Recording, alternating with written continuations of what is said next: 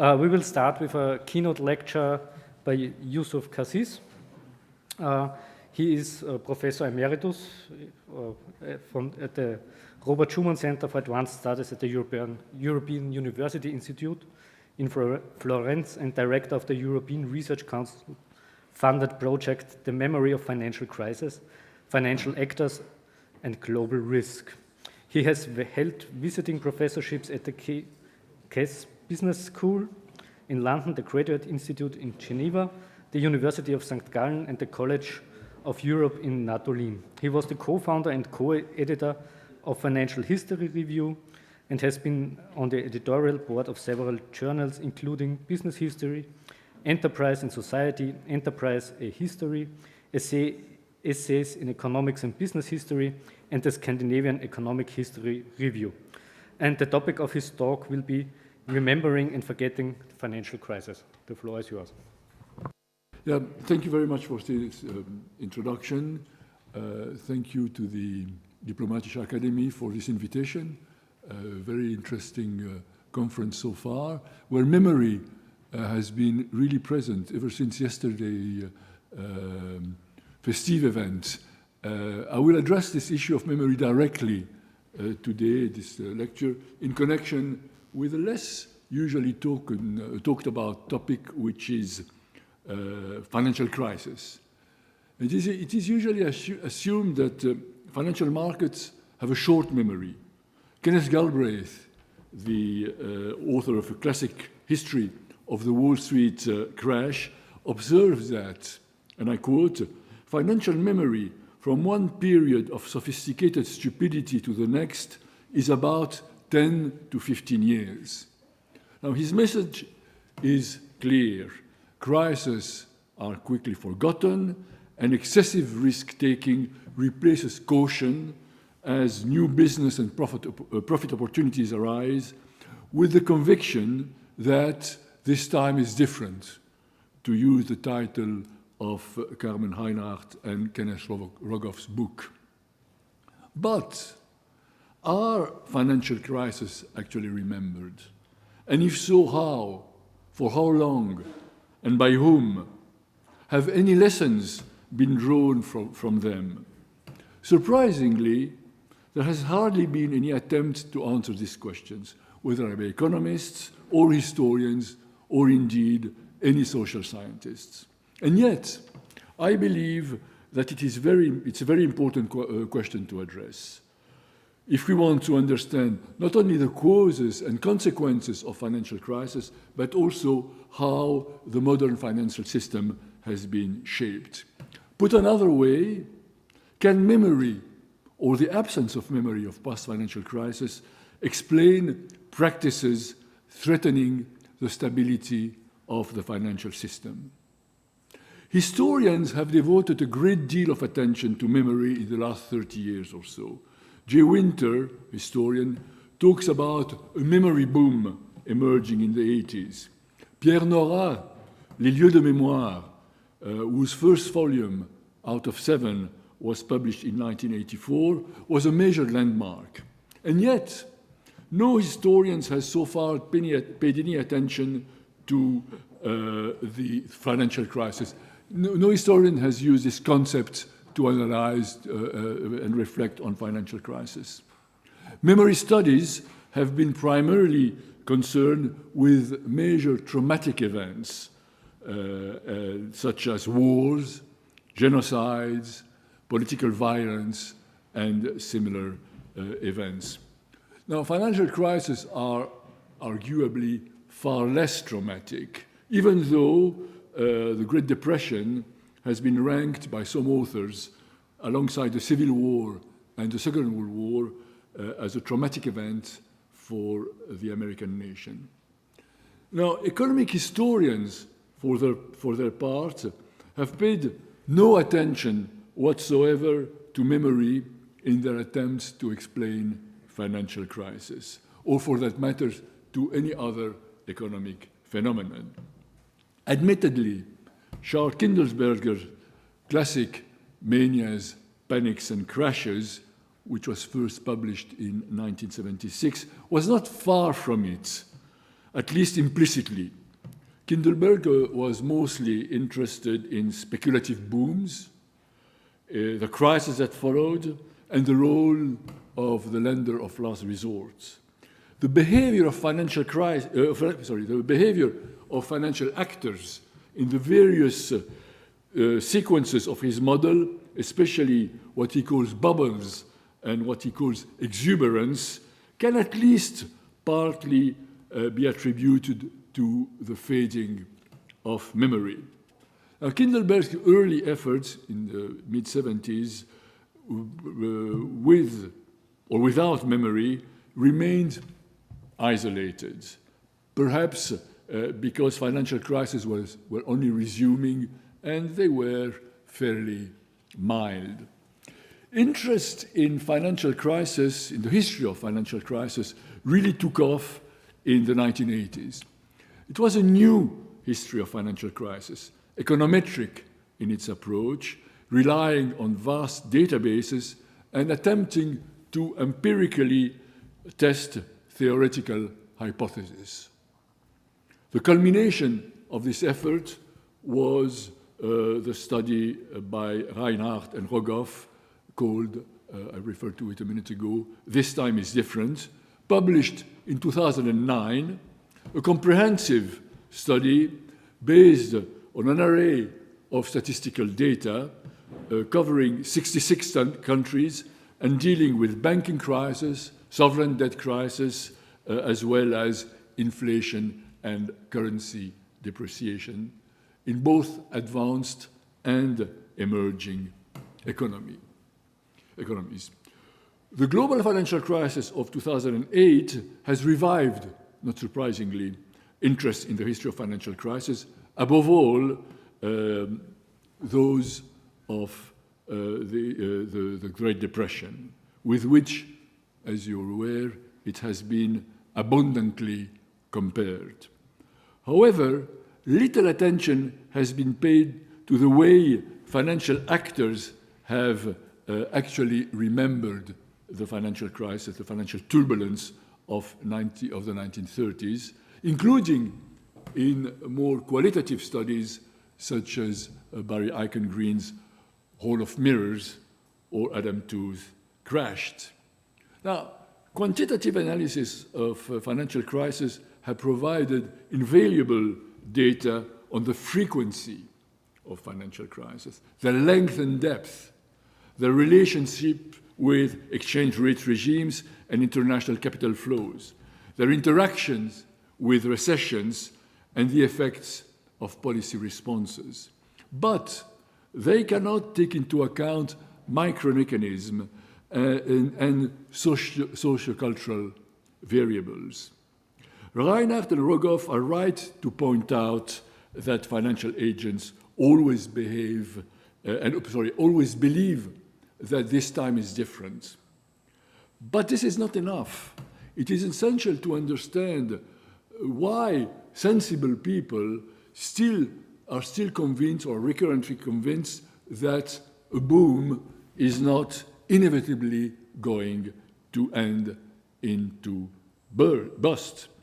And this is where memory could help. Now, in Firefighting, you might have noticed this title, the collective memoir of the global financial crisis of 2008, published on its 10th anniversary in 2018, Ben Bernanke, Tim Geithner, and Hank Paulson lament that, and I quote, financial crises recur in part because memories fade, end of quote. Now, they're most probably right, but they're primarily concerned about leaving a testimony of their action during the crisis. Fair enough. But they do not reflect on how to prevent memory from fading. Can a memoir really do the trick? The personal knowledge and memory of previous financial crises is revealing in that respect. And here, the obliged reference is the Great Depression. They offer a glimpse of what they knew about it in the substantial books that each of them published soon after the crisis. Ben-Gurion, then chairman of the Federal Reserve, had, of course, a deep knowledge of the Depression, having published scholarly work on the topic. In The Courage to Act, he summarizes his views about the relationships between banking crisis and economic crisis and the importance of limiting the effects of banking crisis. Tim Geithner, president of the New York Fed and later Secretary of the Treasury, had a different perception of the 1930s. In Stress Tests, he confesses to have started reading Liaquat Ahmed's book, which was talked about in the early 2000s, entitled Lords of Finance, to understand the mistake of policymakers that contributed to the severity of the Great Depression. But he also confesses to have put it down after a few chapters because it was too scary.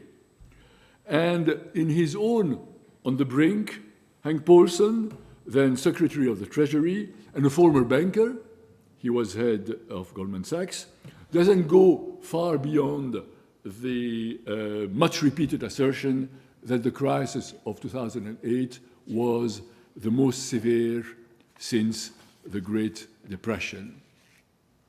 There was, of course, no direct memory of the financial crisis of the Great Depression nearly 80 years after the events. But at the same time, a memory of the Great Depression has definitely been transmitted to further generations. And memory studies here have developed a sociocultural approach that can help explain the phenomenon. The concept of collective memory at the heart of this sociocultural approach was first introduced by the French sociologist Maurice Halbwachs in the 1920s to describe how individuals' memory is actually dependent on socialization and how a group of people can have a collective memory. Halbwachs' work has been hugely influential, but the concept of collective memory has been used and overused in the last 30 years to the point of becoming a catch-all notion. The German historian Jan Assmann has broken up the concept of collective memory into two concepts: communicative memory and cultural memory. Communicative memory refers to the fairly recent past, to memories existing in everyday life that can be shared by contemporaries and whose transmission cannot go beyond 3 to 4 generations. That's what the communicative memory. Cultural memory is a more formalized and institutionalized type of memory which can go back several hundred years and sometimes turn into myth. It is mediated in, I quote, texts, icons, rituals, and performances of various kinds. This concept of cultural memory has been further developed in recent years.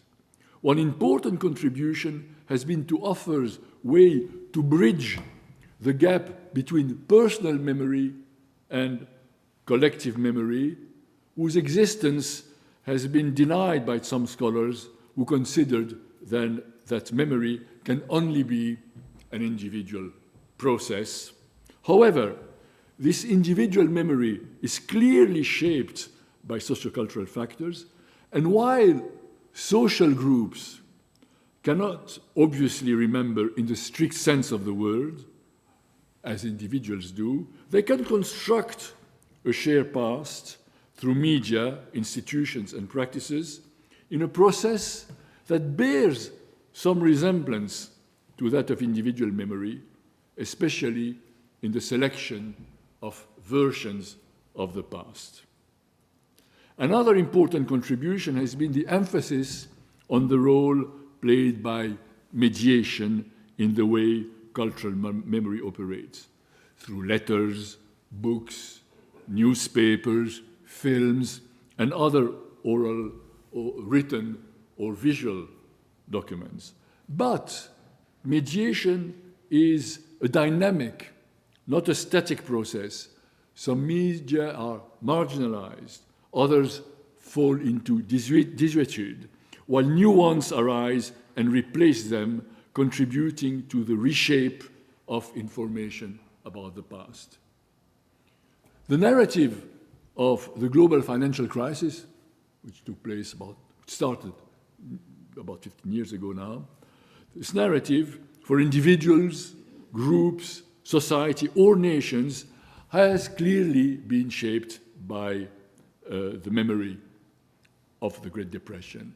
But this memory of the Great Depression itself has been reconstructed by various stages of mediation through the process of historical writing, the evolution of economic thought, and the changing ideological and political climate. Now, as an apart, which I hadn't planned when I was reading that paper, I would think of the Marshall Plan, and you could apply actually exactly this to the memory of the Marshall Plan is not what it was in the 50s or in the 70s as it is now. But that's another issue, but it relates, I think, to what we've been discussed.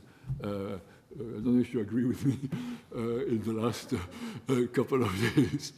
Now, how has the Great Depression, or rather the financial crisis, because I'm sticking to the financial crisis, how the financial crisis of the Great Depression been remembered in the last 8 years? I'm referring here to the Wall Street crash of 1929 and the banking crisis of the early 30s, including, of course, the collapse of the Kreditanstalt in Vienna in, if I remember right, May 1931, in Europe and the United States.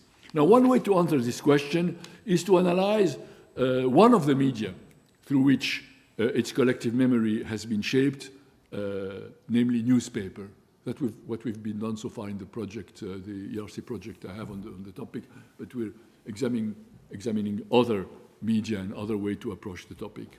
Now, looking at the coverage of the financial crisis of the Great Depression by the leading American, British, French, and German newspapers between 1939, the 10th anniversary of the Wall Street crash, and 2009, at the height of the global financial crisis, provides interesting insights. I will just here highlight three of them, three main points. First, the memory of the financial crisis of the Great Depression has not really faded. If measured by the number of articles devoted to this crisis, their number has actually increased. There were 49 articles on the Great Depression in 1973 and 74, during the years of financial instability marked by the end of Bretton Woods, stagflation, and the return of the banking crisis. 138 articles in 1987, when the New York Stock Exchange fell by more than 20% on 19 October, more than on Black Tuesday in October 1929, and 346 articles in 2007-2008 during the global financial crisis. So this increase could be partly attributed to the development of the newspaper industries. People of my age and older remember that people were much thinner 45, 50 years ago. Interestingly, less article, so I've just talked about article published during a financial crisis, 1973, 74, 87, 2007, 2008. But there were also articles published on anniversaries. And interestingly, less articles were published on anniversaries, which are, of course, more closely associated with memory. 21 articles were published on the 25th anniversary of the Great Depression, 75 on the 50th, but only 27 on the 75th anniversary, which was just at the height of 2004, at the height of the boom of the turn of the 21st century. My second point concerned the focus of attention. What does memory remember? And here the answer is that the overwhelming memory of the financial crisis of the Great Depression is the Wall Street crash of 1929. Now, there are a number of reasons for this apparently strange phenomenon.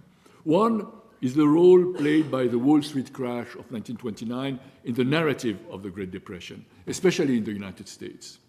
The excesses of the 1920s, characterized by the euphoria of growth, speculative fever, inexperience, and also, at times, fraud, followed by the inevitable and spectacular bubble burst.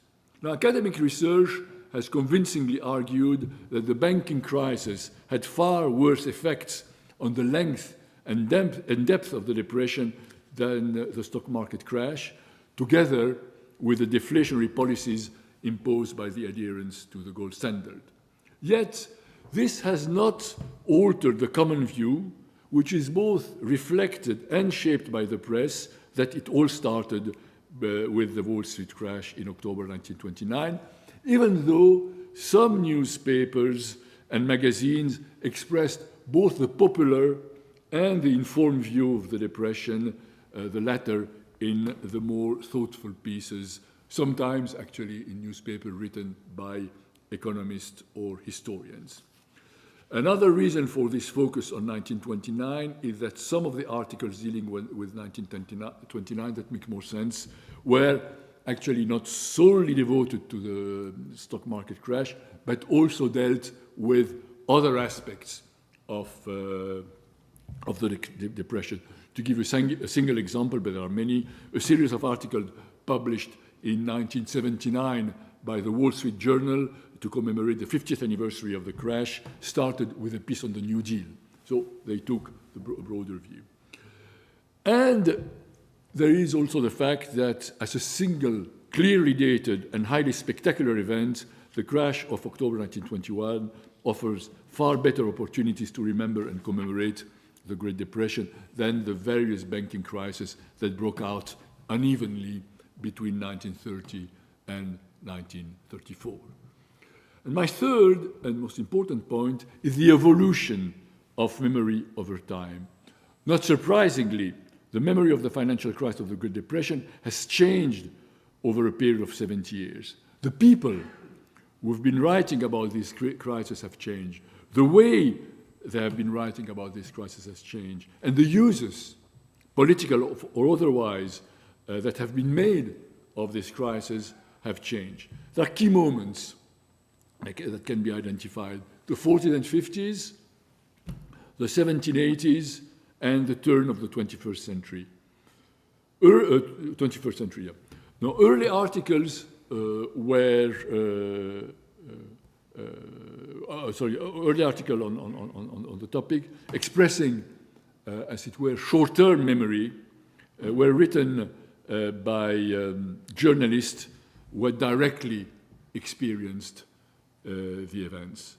And the same applies to the experts, usually economists, interviewed by the, not yet historians at the time, interviewed by the newspapers. There was a strong awareness of the enormity of what had happened, which was reflected in their analysis. This was clearly the case on the 10th and 20th anniversary of the Wall Street crash, even though attention was increasingly focused on the war in Europe in 1939. The same mood prevailed on the 25th anniversary in 1954. The tone was given by the publication of The Great Crash by Kenneth Galbraith, a crash generally seen in the press as the inevitable consequence of the unbridled speculation of the 20s. The difference between the 30s and the 50s were seen more favorably, were also emphasized, but already with the occasional call for a return to the market. The memory of the Great Depression altered in the mid to late 70s at the end of the golden age of economic growth, which lasted between 1945 and 1973. Three main factors account for this change: the temporal distance from the events, the advent of a new generation of financial actors and commentators, and the return of financial crisis. As I said a few moments ago, the end of Bretton Woods, but also a few banking crises breaking out in the 1973-74 were the first one to happen since the 1930s. So we're talking about really nearly 40 years without a banking crisis. So the change is perceptible at two moments when interest in the Great Depression was reignited. In 1974, in order to understand the ongoing crisis, and in 1979, to commemorate the 50th anniversary of the Great Crash. In a nutshell, the Great Depression became less remembered, but more referred to.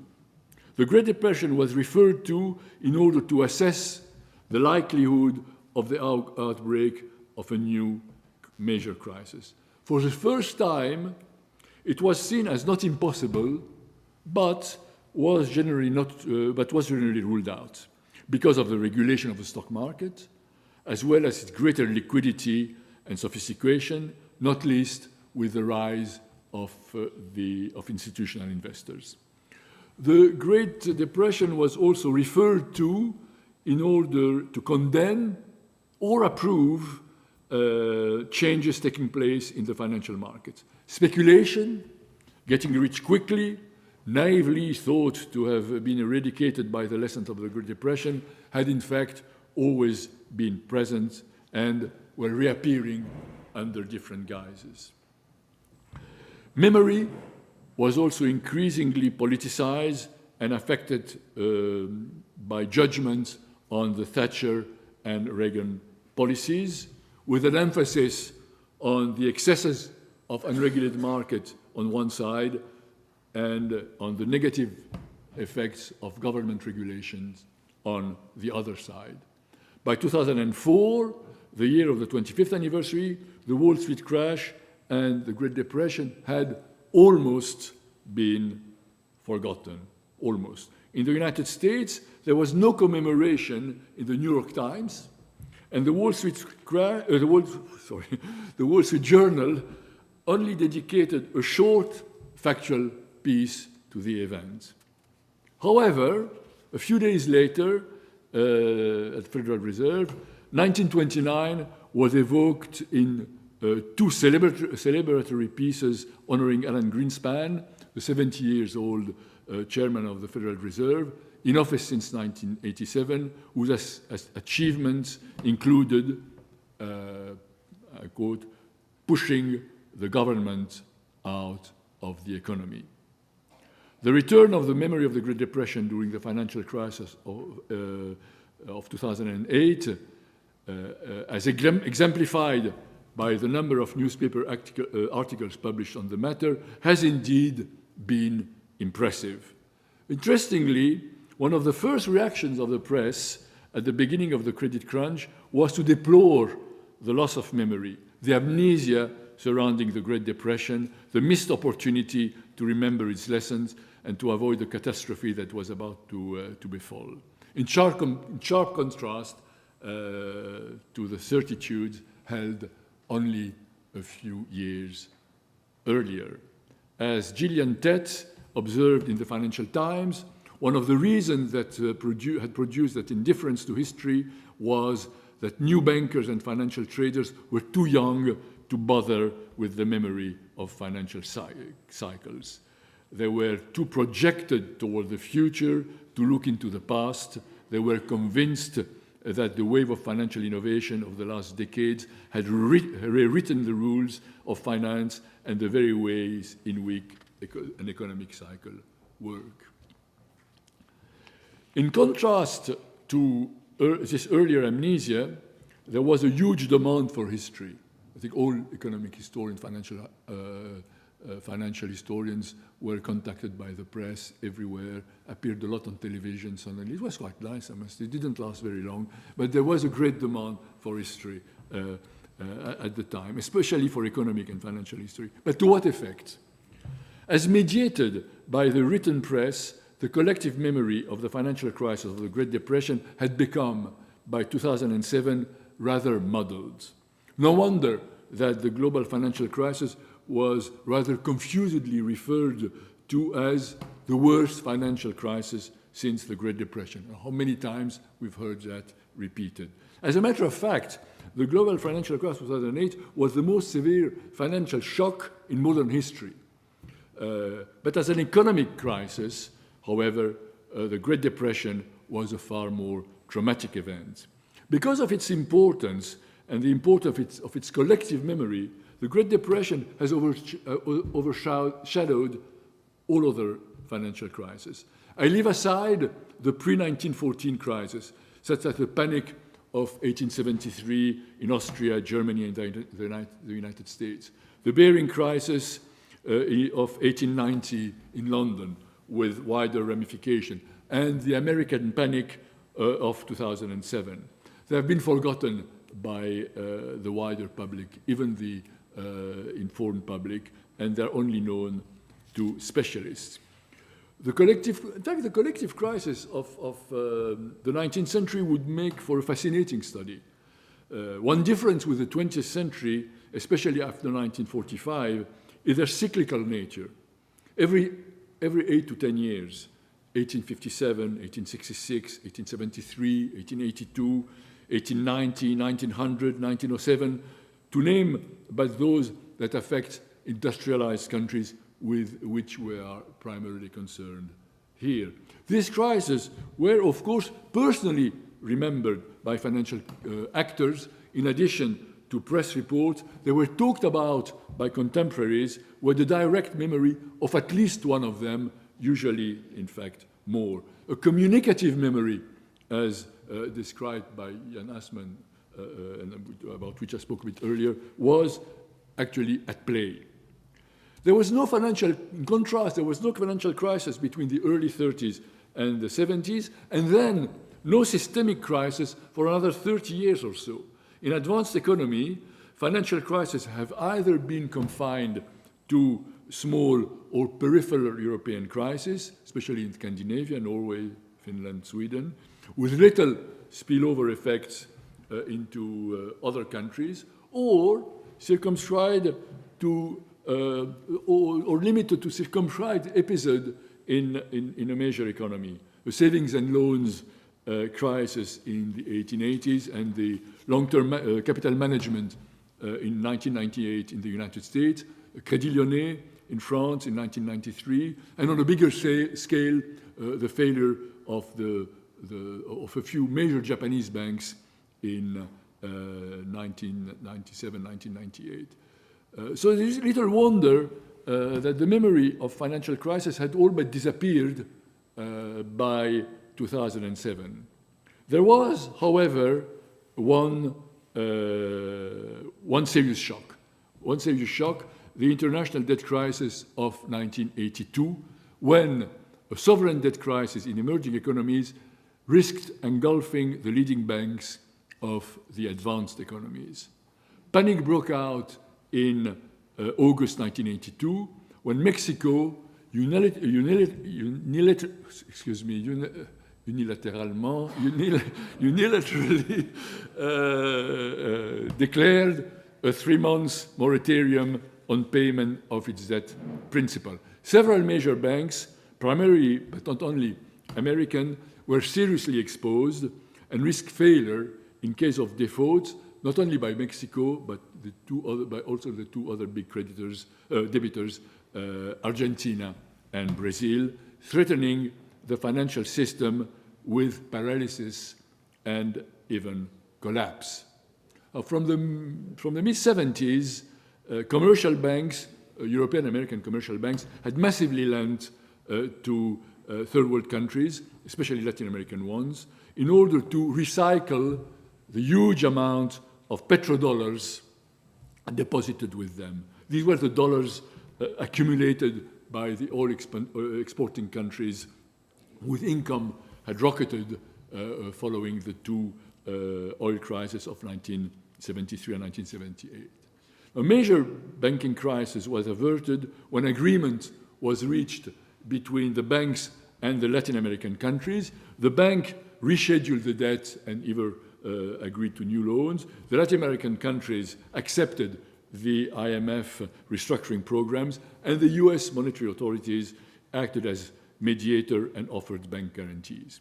But the risk that the financial system would implode was very real, even though the crisis turned out to be ultimately more potential than real. On the other hand, it heavily penalized the third world countries whose standard of living took a decade to return to pre-crisis level. But that's a different crisis, different debt crisis. The immediate cause of the crisis was a decision taken in October 1979 by Paul Volcker, the new chairman of the Federal Reserve, to raise interest rates to fight inflation. This starts to have resonance, all these things, at the moment. The syndicated bank loans to third world countries had been contracted on the basis of floating interest rates, which made the borrower carry any risk associated with interest rate fluctuations. With a substantial increase of interest rate from about 11% in 1979 to 20% in June 1981, these loans became far more expensive to service.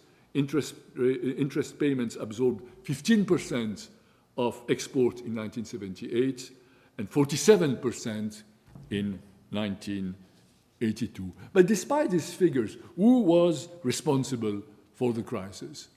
The debtor countries have been blamed for poor economic management, especially lack of fiscal and monetary discipline, leading to unsustainable debt levels.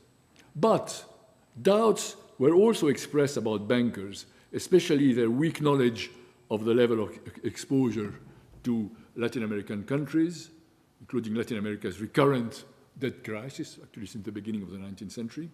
They were also criticized for the poor quality of their risk management and for imposing unnecessary loans on third world countries and their herd behavior in search of inordinate profits. As long as the music play, you continue dancing, to use a quote which was given far later by another American banker. These failings were part of a new banking culture, a new way of doing business, well described by the British financial journalist Anthony Sampson. I quote, "Putting together these syndicated loans attracted a special coterie of cosmopolitan younger bankers. They enjoyed a social world of their own. Finance minister treated them as friends. They entertained each other lavishly." And even more tellingly, one of them confided to him, I quote again, "When I first signed a loan agreement for $20 million for a country I hardly knew anything about, I thought we must be crazy." Now, there are some reminiscences of the practices revealed by the subprime crisis, which led to the near collapse of the international financial system at the end of 2008. And yet, the international debt crisis of 1992 seems to have been forgotten. It was hardly mentioned by the leading newspaper during the financial crisis of 2008. Now, it's not the same. The financial instruments were different, and the bank behavior was not identical, and there were not only irresponsible behavior either in 1978, the year before 1982, or the year between 2010. But there are still some similarities. So why has a crisis presenting, in my view, the most striking parallels with the global financial crisis been almost completely forgotten? Well, the answer is not easy, but there is clearly here the other side of memory, forgetting, which is just as instructive. Now, what about, and I will finish with this, what about the memory of the global financial crisis 15 years after the outbreak of the subprime crisis? There are signs that it's already fading now, not in 2018 on the 10th anniversary, but a few years later, it's already fading. And the process of forgetting has been, I think, accelerated by the COVID-19 pandemic. Interestingly, an article of the FT Weekend magazine, published in September 2021, a few months ago, noted that, I quote, "Recent history has somewhat dwarfed the 2007-2008 financial panic. But prior to 2020, it had been considered the most severe financial global disaster since the Great Depression," end of quote. The FT did not elaborate on the reason for this fading of memory. But beyond the increasing distance from the event, here we're reaching the sort of Galbraith's 10 to 15 years I mentioned in introduction to the paper. Beyond this increasing distance and the arrival of a junior generation of forwards rather than backwards-looking bankers, the role of COVID is clear. During the COVID-19 recession, the banks were no longer the problem. They even became part of the solution in the way they distributed a number of funds during the furlough policies. Moreover, and that's all, and this new role of the banks has sort of further eroded the memory of their responsibility during the financial crisis. Also, attention has almost exclusively been centered on the role of the state, which was even bigger during COVID than during the global financial crisis. So this takes us back to the obsessive memory of the Great Depression during the global financial crisis. Was it the most appropriate comparison? Certainly in connection with central banks and government's intervention and the mistake to avoid in order to prevent a recession turning into a depression. Less so with regard to financial panics. The stock market crash of 1929 belongs now to the folklore of the Great Depression, and the banking crisis of the 30s have been almost forgotten. So here remembering the international debt crisis would have made more sense. Would it have prevented the outbreak of financial crisis? It's doubtful. Financial crises are complex phenomena resulting from a combination of factors which put constraints on financial actor choices, whatever their memory and knowledge of previous crises. Some systemic banking crises have been caused by macroeconomic crises. Most are likely to break out in certain economic conditions, such as excessive credit expansion, fiscal imbalances, or balance of payment problems. And the very nature of the banking intermediation process, namely the mismatch between short-term liabilities and medium to longer term assets, can lead to panics and bank runs. So whatever their memory, bankers have a limited margin for maneuver. So what is the point of remembering financial crises? Memory and history are unlikely to provide a toolkit to avoid the next financial crisis. And their lessons should not be confused with the lessons of economics. Ben Bernanke remarked that, quote, "To understand the Great Depression is the holy grail of macroeconomics." Nevertheless, knowing about past financial crises, remembering them individually or collectively, having experienced them, could have positive effects.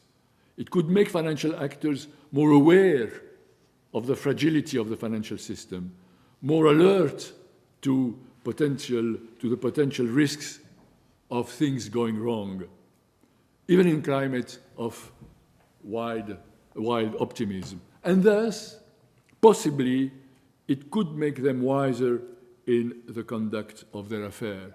But this process is not as simple as it sounds. Thank you for your attention.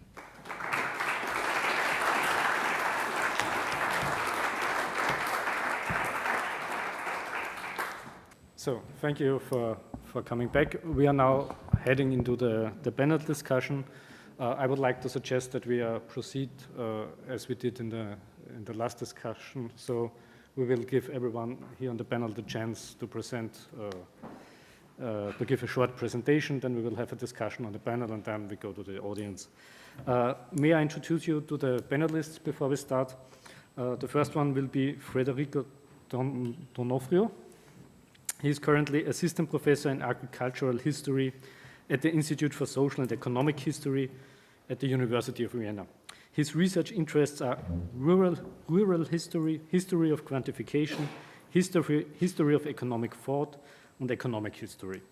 And the topic of his talk will be an economist's memory of crisis, statistics and graphs in Austria and the United States. You don't hear me? Okay, better? Yeah, okay, thanks. So, the next presentation will be given by Charlotte Natmeßnig. She retired recently as senior lecturer at the Institute of Economic History at the Wirtschaftsuniversität Vienna. Her research interests are business history with a focus on family companies, finance history, and Austrian history. And she will talk about faded memory. And the last presentation will be by Nathan Markus.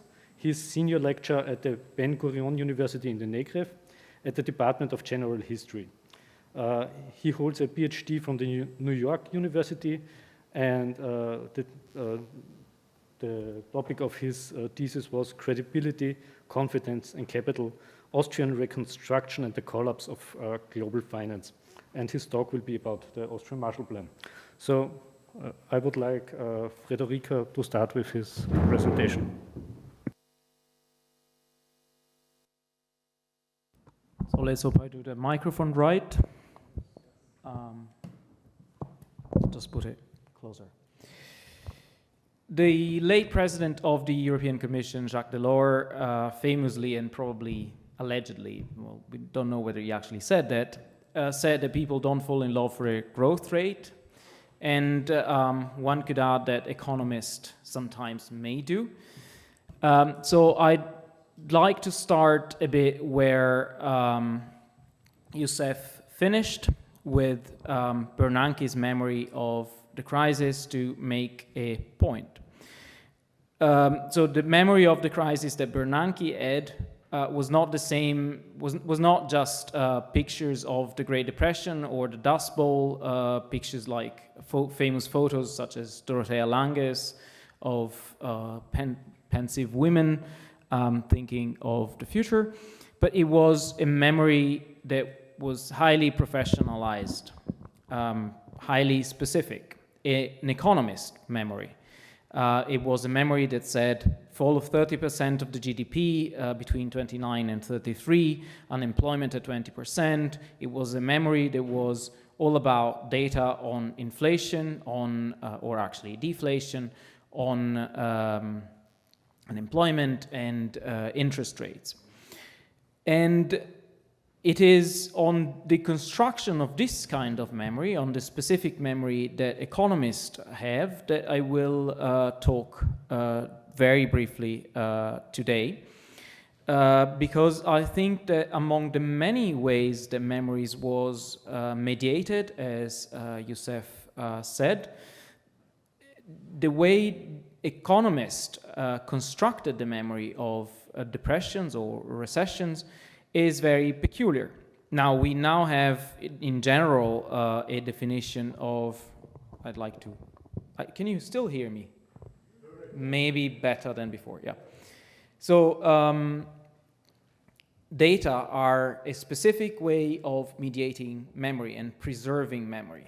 And I will try to show how actually this specific way of constructing memory of past crises had a strong link with the idea of forecasting new incoming crises. So that the two sides of forecasting and remembering came together. Forgot the pointer.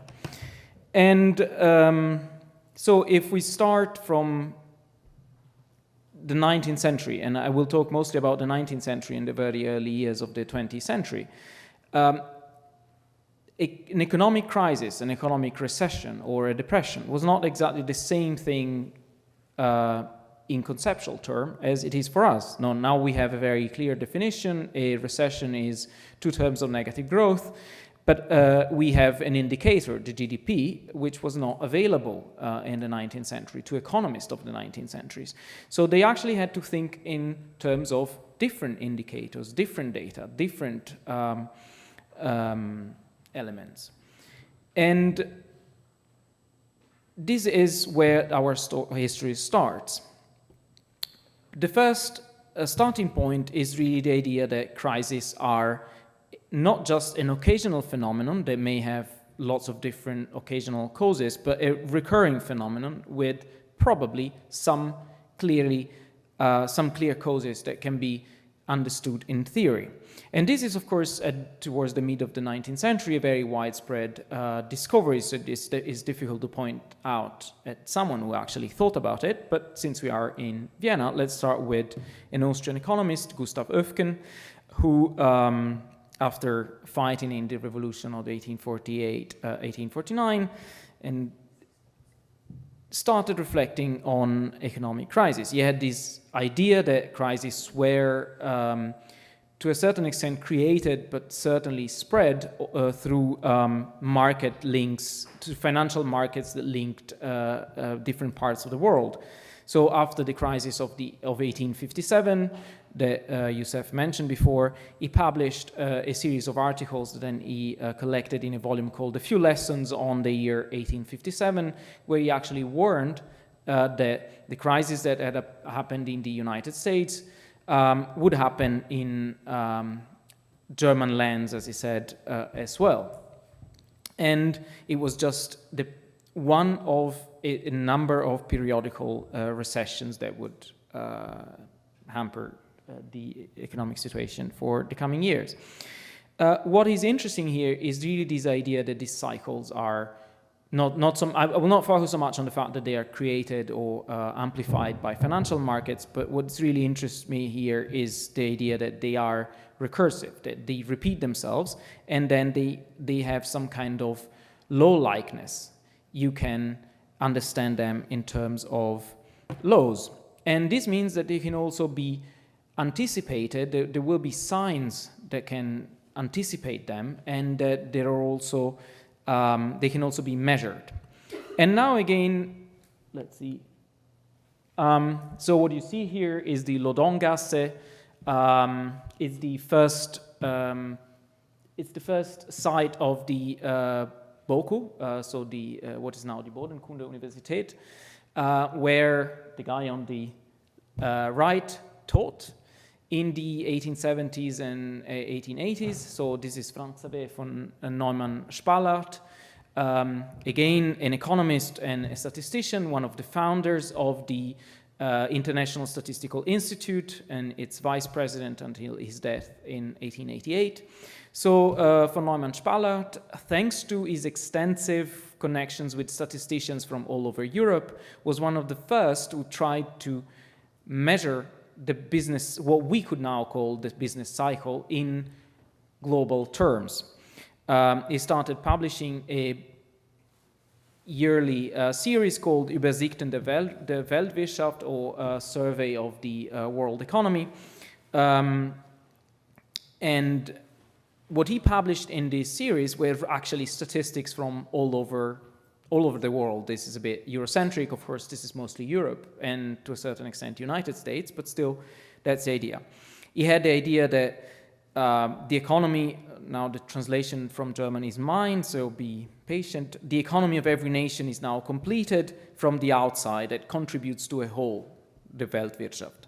Therefore, the measurable signs of development of the economy should not be looked for in individual states. Rather, statistical observations will be increasingly necessary in order to draw international comparison. And here, and therefore, he focuses on what he calls primary and secondary symptoms of economic trends, and then in case of economic crisis.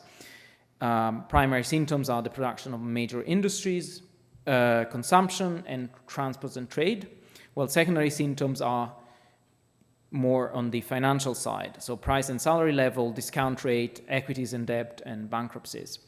So you see here the idea that he starts creating elements that we can observe so that we can forecast, but at the same time, these are the signs that we have to remember if we want to know when a financial and an economic crisis happened. So this is the first point I'd like to underline, and the second point I'd like to underline about him is really the creation of a network of people. This is a really collective attempt at creating a memory and potentially also a, so to say, a memory of the future or potential futures of economic crisis. It's a network of statisticians and economists in different countries. They come together and they shape this collection of data.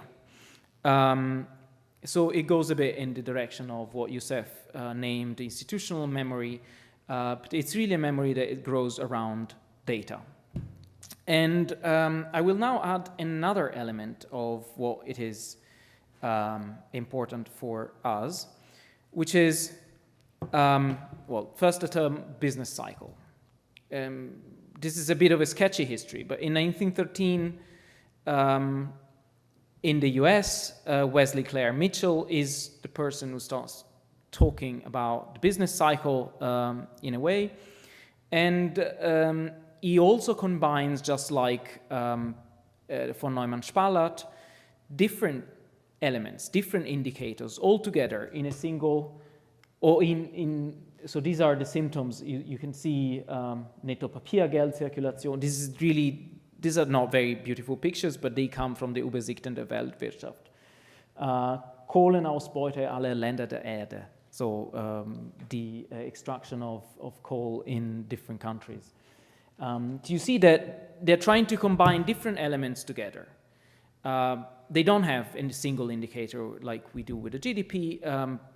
They may not want it. They really want to have a large picture.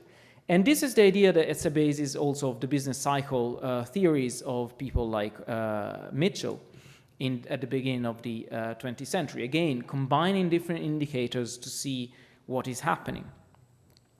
And sometimes this nice indicator will combine in a graphical way. So these are business barometers.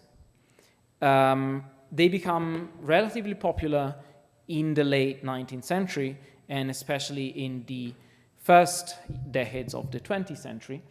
The idea is that you can forecast a crisis. Then if you can forecast it, it's really something like weather forecasting. You have a lot of simple elements, but they become very complex as soon as you put them together. It's not difficult to know why it's raining or to see a connection between pressure and raining, but it's very difficult to forecast the weather when it comes all together.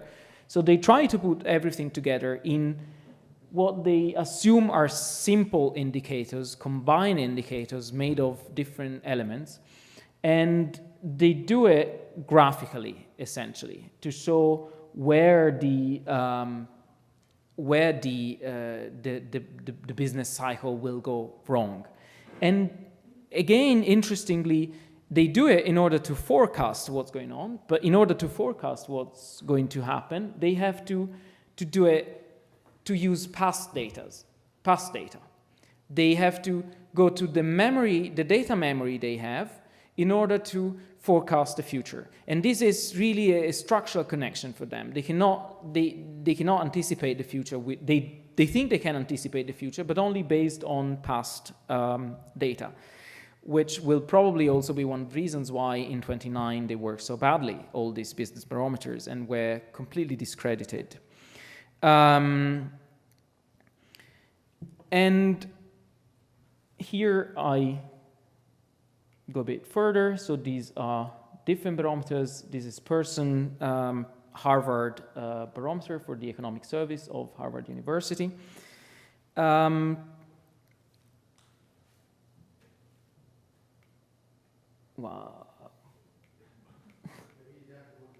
Oops. No. Now it's working. And here again we go back to Austria. So in the 1920s, Mitchell became the head of the NBR, the National Bureau of Economic Research, also in Cambridge, Massachusetts. And this NBR had the idea, it was of course an observatory in a way on data, on the business cycle. Clearly, Mitchell being the head of it determined the interest on the business cycle. The idea was that there must be an institute which would really study the business cycle. And it was heavily funded by the Carnegie Foundation and the Rockefeller Foundation. But the Rockefeller Foundation and the Carnegies also tried to expand to Europe. They selected a few economists in different European countries, and I'm going to finish more or less with this. And they tasked them with the creation of institutes for business cycle research or Konjunkturforschung in the German countries.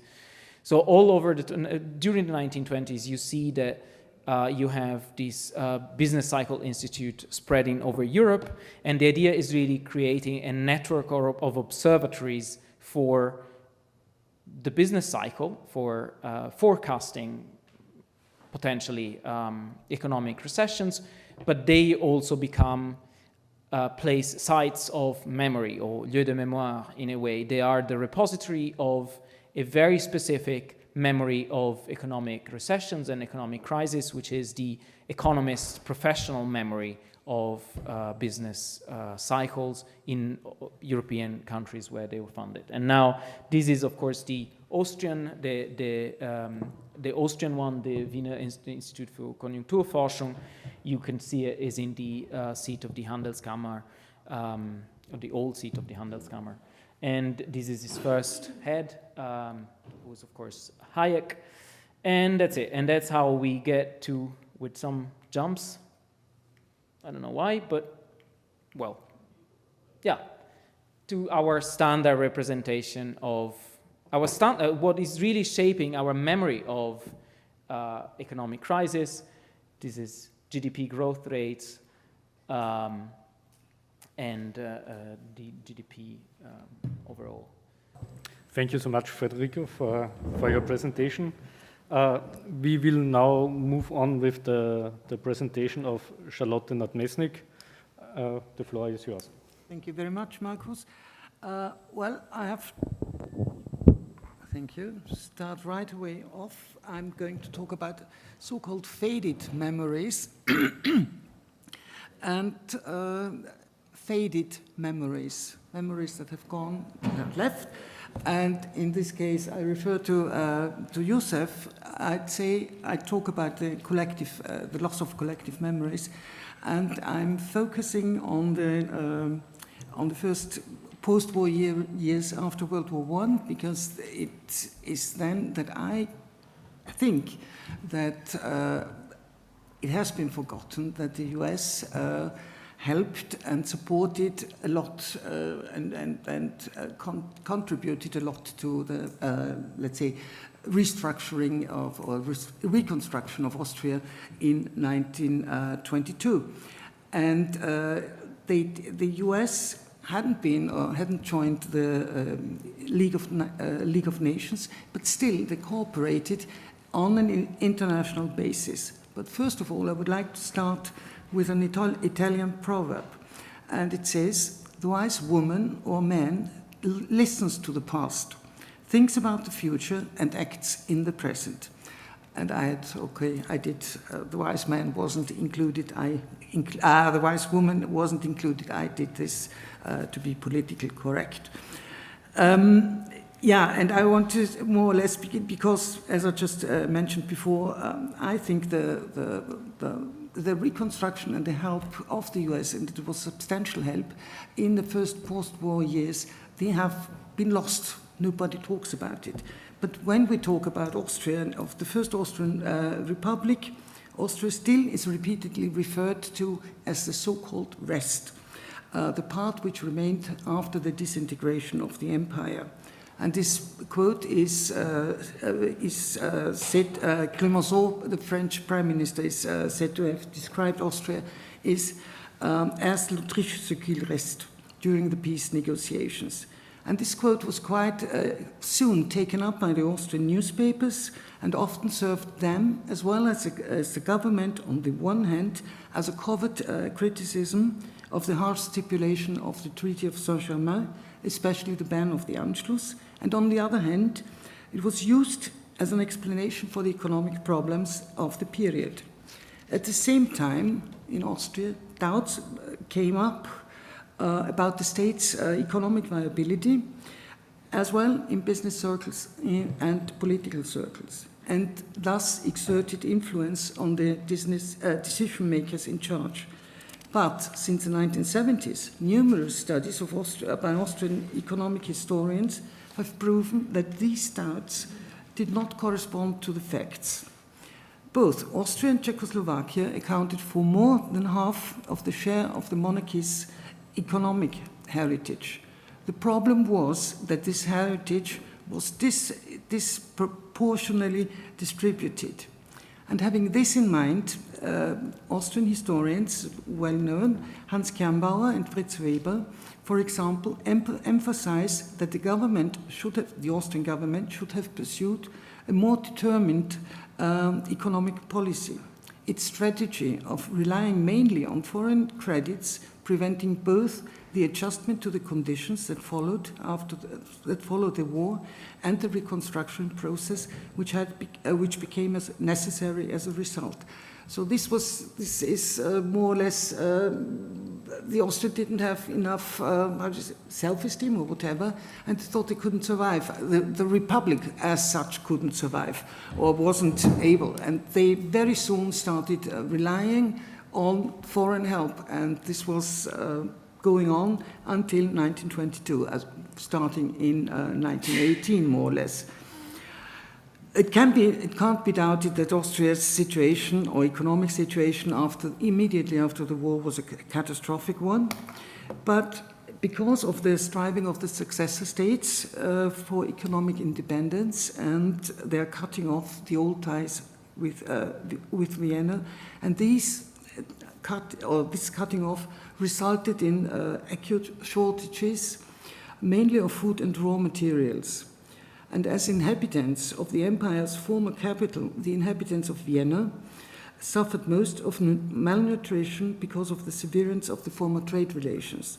So in May 1919, this was just about, let's say, 7 months after the peace treaties were signed, or the Saint-Germain Treaty with Austria was signed, the first point America or the US stepped in, and this was the European Children's Relief Fund, was launched in May, and this was administered by the American Relief Administration, which was set up in 1917 in order to alleviate the situation of the people in various countries after the war. The Children's Fund cared for those children who were in danger of either dying of malnutrition or tuberculosis. 23 canteen kitchens distributed about 300,000 hot meals a day to the children who were affected by the hardships. Austria, furthermore, wasn't left alone. Furthermore, received urgently needed food and raw materials through the mediation of the International Committee for Relief Credits. This was founded in 1920. And the equivalent value was credited to the state for which it had to pledge its assets. 9 states, including the US, granted these so-called relief credits, of which England and America provided for more than half of the total sum. And this sum amounted to 800 million crowns, but the value or the exchange rate at the exchange rate of 1925. So this was quite a sum, and it was really more than half of the total. But these supplies granted in the first post-war years were at the same time also linked to political and economic objectives. For example, the food deliveries to Vienna were very soon seen by the British as well the Americans as, quote, a race both against death and against communism. Moreover, the economic situation of the successor states, which had been shattered by the war, especially their efforts to attract foreign capital due to the lack of capital caused by the continuous rise of inflation, offered France in particular and England, but also the Netherlands, Switzerland and Belgium the opportunity to expand their spheres of economic influence in Central Europe. Yet, until the end of 1921, the Austrian government did not succeed in significantly improving the bad economic situation, for neither the League of Nations loan nor any other short-term loans materialized. Thus, the government's conviction was consolidated that the reconstruction of the Austrian economy with simultaneous stabilization of the currency could not be accomplished without a long-term credit from the Allies. The Austrian government turned twice to the Allied Council for help. However, both times the Council found itself unable to provide direct assistance and therefore referred the Austrian matter to the League of Nations. This happened for the first time in March 1921 and for the second time in August 1922. Both times, Montague Norman, the governor of the Bank of England, and Benjamin Strong, chairman of the Federal Reserve, exchanged their views frequently in the background. Norman, who was familiar with the Austrian situation due to the Anglo-Austrian bank debt scheme, informed Strong about any European developments or economic developments on a very regular basis and occasionally sought his opinion. In Strong, the American banker with an international approach, Norman had obviously found the right partner for the eventual realization of his monetary and currency policy objectives. And both objectives were, of course, the return to both were for the return to the gold standard, which of course then happened. In June 1921, the concept drafted for the reconstruction of Austria's economy by the Finance Committee was agreed on within the framework of the League of Nations. It specified the most important reforms which the Austrian government was to carry out, namely the establishment of a central bank and the reduction of the huge budget deficit. Until the issue of a long-term bond, an interim loan was to serve as a means of financing the implementation of the necessary measures. Norman and Strong concurred that this credit should be granted on a broad international basis, as well as on the participation of neutral states. In addition, an international control commission should guarantee the implementation of reform measures based on purely economic grounds.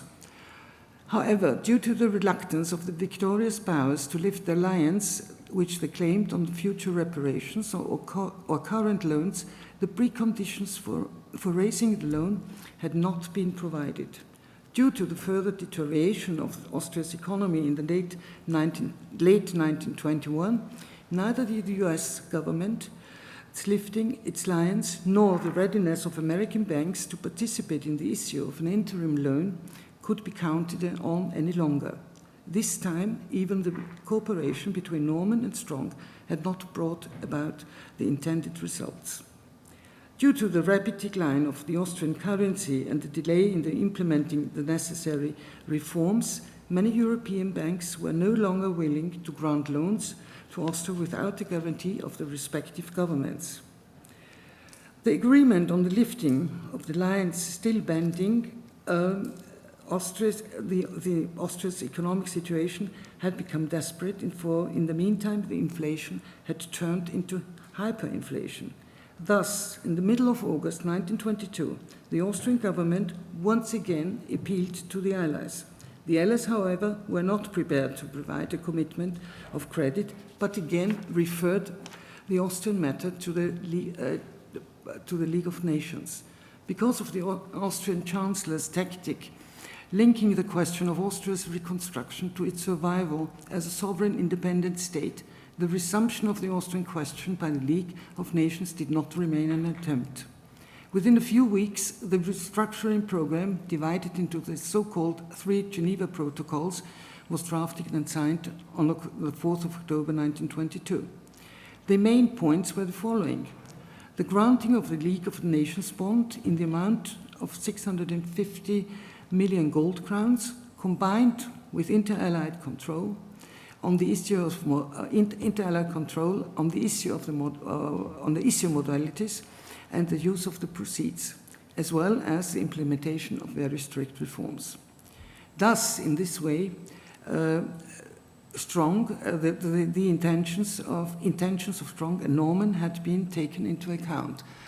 This was from in the background. They both, I mean, Montagu Norman tried to influence via the British members of the Finance Council of Committee of the League of Nations to get them in kind of influence the outcome of the concept and the reconstruction program for Austria.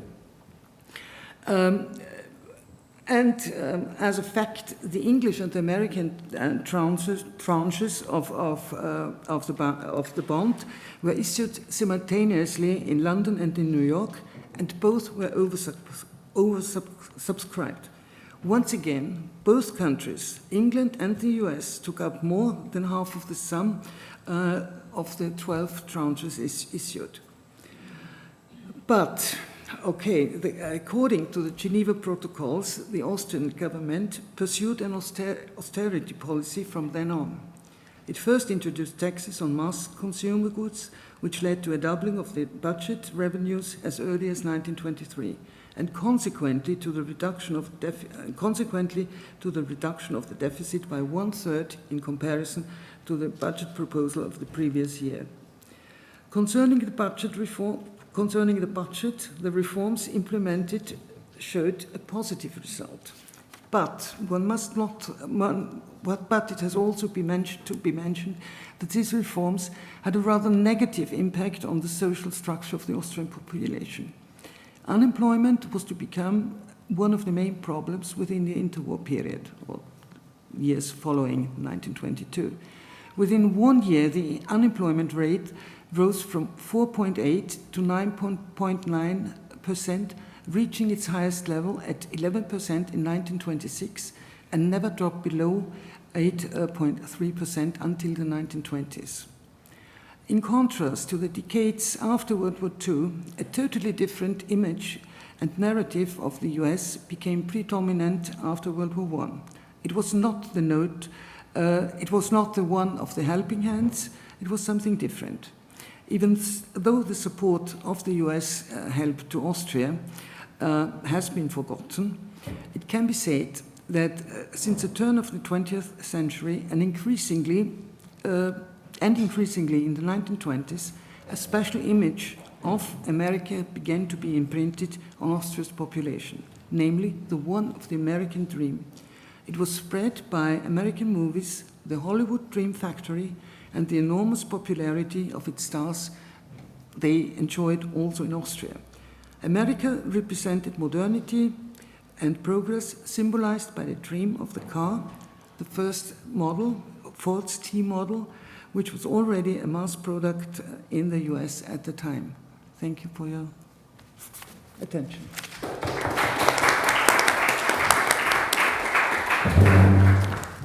Thank you so much, Charlotte. And now, last but not least, Nathan on the Marshall Plan in Austria.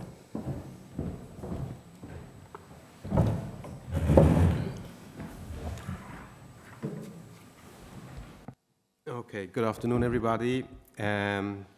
So as the third panel is thinking about forgetting and remembering of financial crisis in the context of Austrian history, I would like to argue that the European Recovery Program following World War II, more commonly known as the Marshall Plan, represents a case in which the memory of an earlier financial crisis, that of the Austrian hyperinflation, played an important role. First, I should make an important point. It would be very much mistaken to argue that the European Recovery Program was the result of lessons learned or of crises remembered. Even if British policymakers, as early as June 1945, warned that economic conditions in Austria were as chaotic as they had been in 1919, The Truman administration's decision to pour billions of dollars of US taxpayers' money into Western Europe was not motivated by a desire to learn from the past or avert past mistakes. Rather, the Marshall Plan was part and parcel of America's policy of containment, aimed at pulling the floor out from under the feet of Soviet agitation and communist propaganda in Western Europe. But still, for Austrians specifically, the American intervention after the Second World War was nevertheless linked to the first post-war financial crisis.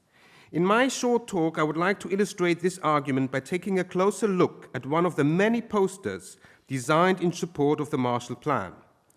There are at least 2 original copies of this poster here in Vienna, one kept at the National Library on Heldenplatz and the other not far from there among the poster collection of the Municipal Library at the Vienna Rathaus. As I would like to argue today, unlike other ERP posters, both Austrian and non-Austrian, the design of this specific poster purposefully mobilized individual and collective memories of Austria's first post-war financial crisis, namely that of hyperinflation of 1921 and 1922. When after the First World War, the League of Nations was invited to design a scheme that would put an end to Austrian hyperinflation, it proposed an international loan, as we have just heard, which in 1923 got issued in Austria and abroad.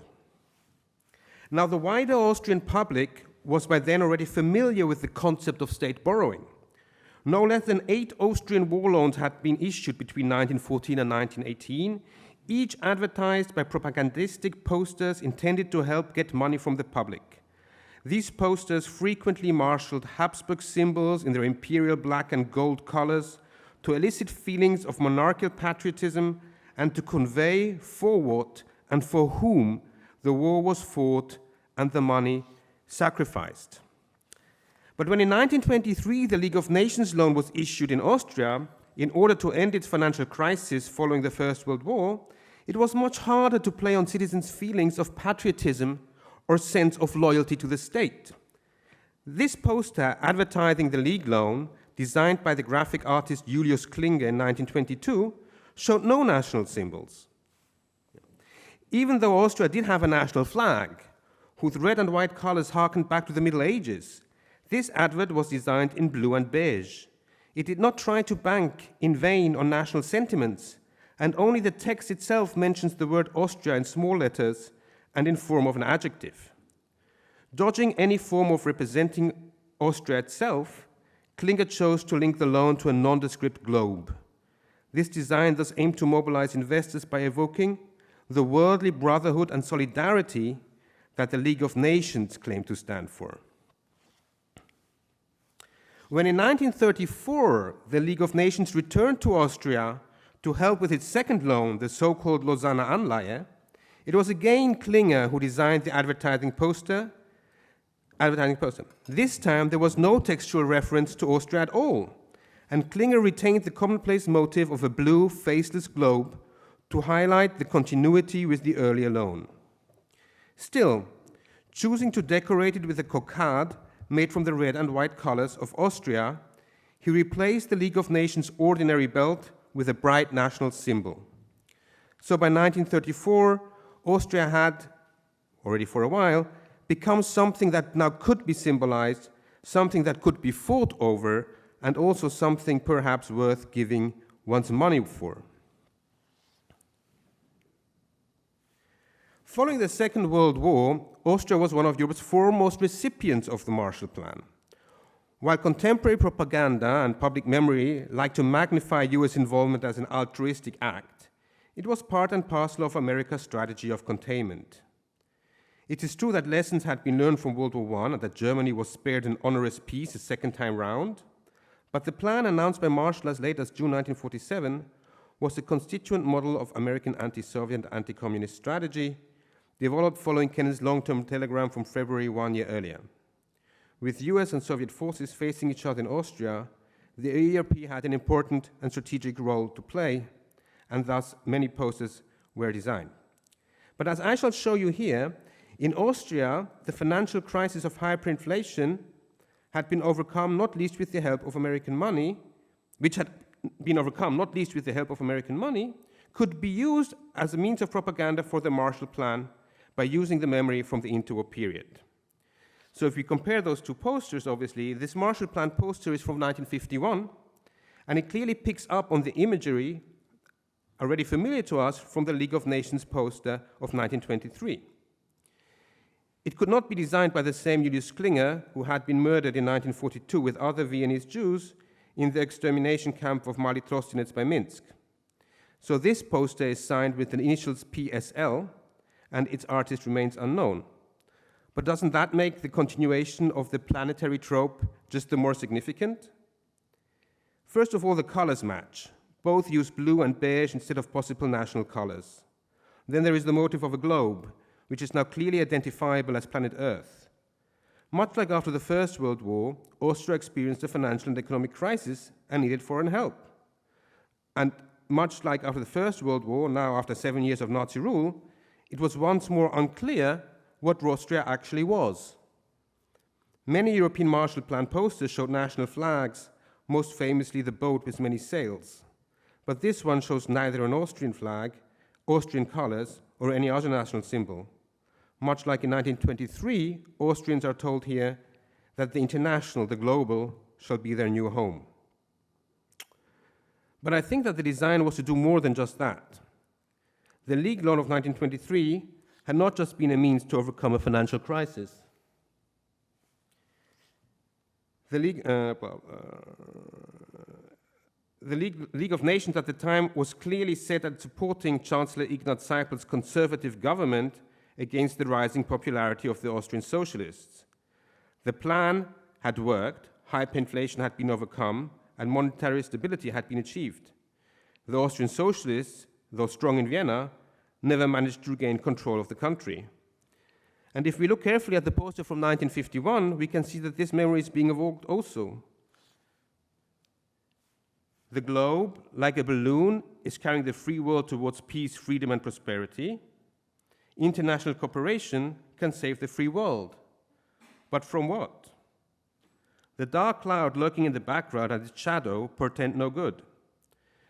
But only if we use a high-resolution reproduction, thanks to the National Library of Austria, does the symbolic role of the cloud become clear. The geometrically rostered fields lead towards the cloud's shadow, and with the US help, the Marshall Plan will allow Austria to once again overcome a financial and economic crisis in order to escape the danger of a planned socialist economy. I hope you can see what I'm seeing. Do you see the hammer and the sickle in the field, right? I mean, if you don't have a high-resolution printout, you will not see it. Or if you have a back screen, you won't see it either. So when thinking about the Marshall Plan, Austria is a unique case, in my opinion. Not simply because per capita Austrians received more US funds than most other countries in Europe. Rather, when thinking about memory and financial crisis, it becomes clear that unlike other Europeans, Austrians could link the Marshall Plan to an earlier foreign intervention, one that had already been politicized. Perhaps this helps explain the extraordinary success of the Marshall Plan in Austria. Thank you.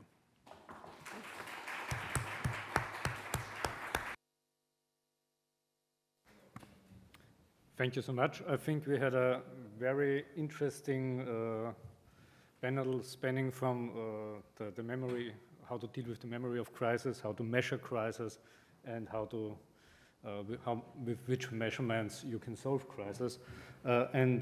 As mentioned before, I would like to start the discussion here on the panel. If there are any thoughts to anyone.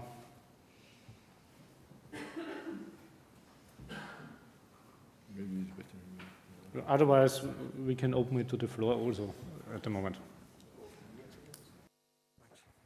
sorry, it's not as much Austria and US, but in general, as we've heard your presentation, Professor Cassis, I just wonder how it is, would it be about lessons learned?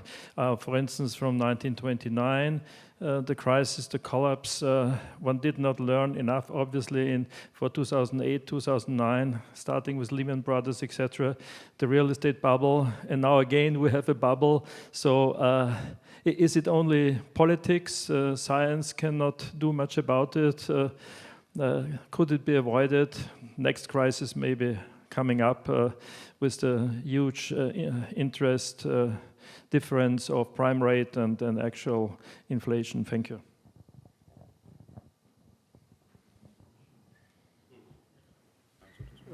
Yeah, I'll try to answer.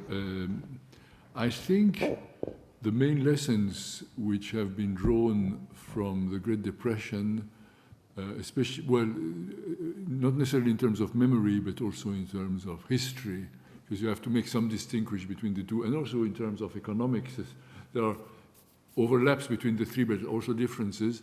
I think it's mostly about how what should have been simply a serious, but simply a stock market crash became a depression. And in fact, you can explain the stock market crash by speculation boom, which especially took place in the United States, because there was no real parallel in Europe. There was also European investor in the United States. That can explain the crash. But then the crash, from all the study we've had the last 20, 30 years, wasn't really the beginning of the depression. Actually, it stabilized, and it should not have turned into a depression. So what turned into a depression are a number of things. First, the recession has started before the crash. And second, the most generally held view at the moment is that the policy followed by central bank and more generally monetary authorities was highly deflationary, especially in order to keep the currency within the gold standard. And that led, if you have a recession and it's aggravated by a deflationary policy, that will cause bank crisis, but the bank crisis here would be more the consequence of the economic crisis than its causes, and you would have this cycle, vicious cycle, and sliding into depression. So personally, I'm not an economist. You might have noticed by training, I'm an economic historian of the old school. I was trained as a historian, and I sort of, apart from taking a few courses when I was a student, I'm mostly self-taught, but I'm reading stuff. I can't really see how you can explain the collapse. There was no Lehman Brothers in 1929. There was no Lehman Brothers. The only crisis which could have led to a collapse of an entire banking system was in Germany, when you had really most of the big banks at the same time needing state intervention and a moratorium, etc., to avoid. So that didn't happen in the 30s. So what we learn, and if you read most of the literature, and you're an economist, you could all the literature about the comparison between the Great Depression and the global financial crisis is how monetary authorities managed to prevent what was called, I think it was Strauss-Kahn called it the Great Recession. What prevented the Great Recession turning into a Great Depression, and that's really most of economic historians and economists have looked at that. And if you look at the little memoir by the three major American protagonists at the time, Bernanke, Geithner, and Paulsen, they explain how they avoided a new recession. They pay some attention to the causes of the crisis, but some attention, but they don't really dwell on how we could prevent that from happening again. They really consider their intervention to avoid a complete catastrophe. So when I think of order comparison, I briefly refer to pre-1914 crisis. For example, in 1890, Baring Brothers was on the verge of collapse. And some who have some knowledge of financial markets might remember that in 1995, the same company which was saved in 1990 was let go in 1995 because it didn't matter so much by then. In 1890, Barings was comparatively bigger than Lehman, but the Bank of England didn't let it collapse, and they organized a consortium to guarantee its assets, and it worked. In the American monetary authorities, the Federal Reserve of New York did the same with long-term capital management in 1998. Lehman was left to fall, and but it doesn't happen in the Great Depression. It happened at other crises. When I mentioned 1982, yes, if you had let Citibank, which I think was the most exposed bank at the time, but several others were, if they had let it go, then God knows, I was 30 at the time. I don't know how I would have changed my life possibly. So that's my answer. I don't know if it's a satisfactory answer. That I've never been convinced of the comparison with the Great Depression, unless you want really to study how monetary authorities should intervene. And these are lessons. They are the type of lessons you talk about. They are lessons which are in figures, statistics, curves, and you can say they are memory, but then we'd introduce another discussion, what is memory and what is the past, but not necessarily memory, but I'm stopping here. May I say?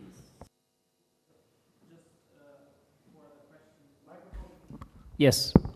Well, famously, Ben Bernanke met at a celebration of Milton Friedman a few years before depression started, before the crisis started, told him, we are not going to allow it to happen again. In that sense, he was putting himself in a line of memory that went through Milton Friedman reflection on the response to the Great Depression. And it was clearly on how should the central bank react. So it was not, it was really focused, I think Youssef is right in that sense, it was really focused on the parallel between the Great Depression and the Great Recession was really drawn on how should the central bank react to a liquidity crisis in a way. We have 2 more questions. May I ask you to introduce yourself? Yeah. Okay. Paul Michalewicz, a historian at school and now also at the pedagogical academy rather. Maybe 1 or 2 observations. May I draw on your observation that the situation after World War I was not that bad after all. That has already arrived at school books because Professor Radkop was criticizing that some things he said has not arrived. This has already arrived in school books and so pupils are told about that. That's one observation. And referring to Mr. Markus, did I get you right? You said there was a rise of social democrats in the 1920s. Well, there wasn't, because the Christian Socialists won the elections in 1920, and they increased the majority in 1923. So at that time, Social Democrats were not on the rise. It was only after 1930, but definitely not in this period. And actually, they knew actually it would have been very unpopular to stop this Völkerbundanleihe. So the major vote, actually, which was essential because it required a 2/3 majority, they let it pass because they knew actually it would have been very unpopular to stop it, actually. So there was no rise on the Social Democrats. No, my argument is that the League of Nations intervention in Austria in 1923 was clearly an operation that was meant to strengthen the conservative Christian Social Party. They chose a League of Nations commissioner from Holland who was a rabid anti-socialist. And it worked because the Christian Socials stabilized the country and therefore the socialists never really managed to overcome their opposition. And so in the same way that the League of Nations intervention was clearly a very anti-socialist program, which also, reduced the budget, cut down welfare, was clearly directed against socialism, even though the socialists held Vienna.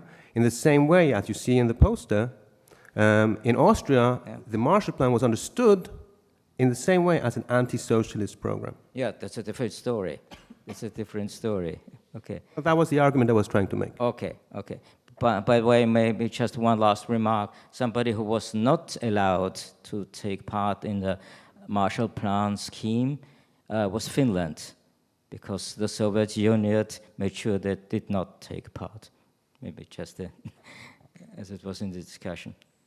But it was not allowed because of the Soviet Union. Yes, the Soviet Union made sure that Finland would not take part in the Marshall Plan scheme. Yes. You want to answer? Yeah. Yes, you're right, and I just want to say I was talking about not so much about what has trickled down from the First Republic into the school books. I was more or less concentrating or thinking about when you ask people, they are aware about the Marshall Plan, then this has become a narrative.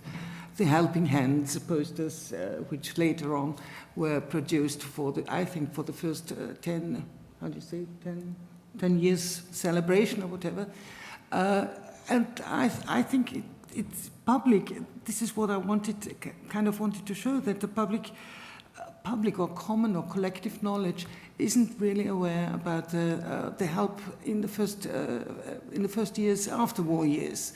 That was my objective to show. So this is because otherwise I would have, and I wanted to show that the Americans didn't really, people say, okay, they went back to isolation. They did not in the case of economic spheres, I think. And what I wanted to, because I talked to Markus before, and I had a short question, because thinking about the League of Nations scheme, and I found one or two articles in the papers, I think it was 2015, when the scheme was discussed and then put into practice or whatever, the same how the Crises finances were reconstructed. They also had people in Athens who were kind of controlling the budget and controlling the use of the proceeds of the in this case of the European Union's help, or EZB, of the European Central Bank's help. Thank you. There was a question over there.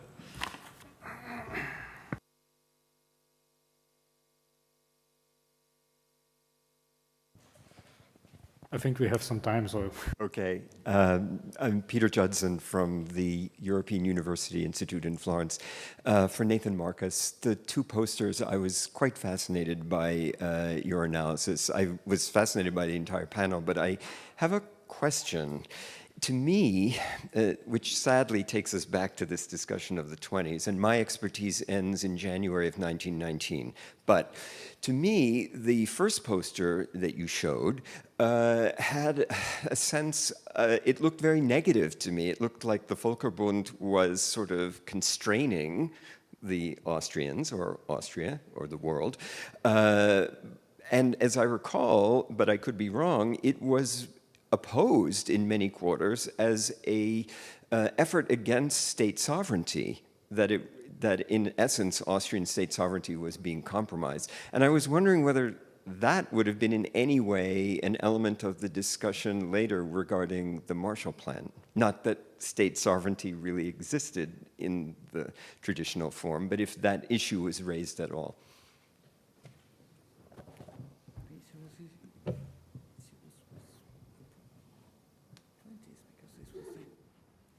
I'm getting the answer. Well, so I mean, you can read it as a strangling or not. That's subjective. I really see it as like a band that is, you know, uniting the people around the world, unless as a strangling. Obviously, it's an advert. It's meant to make people buy the loan. So it has to have, the Klinger who designed it must have had a positive take or tried to convey something positive. And yeah, there were issues about sovereignty in public discourse. I wrote a book about Austria in the 1920s where I argue that that's political rhetoric. So the truth on the ground is that the Austrians do whatever they want. The League of Nations has only soft power, can't really curtail or tell the Austrians what to do. But it's very good for the Austrians politically, for Seipel and his guys, to be able to say, no, we have to do this. Geneva is breathing down our neck. And on the Marshall Plan, I have to pass. I just don't want to say it's something I don't know. I don't know the answer.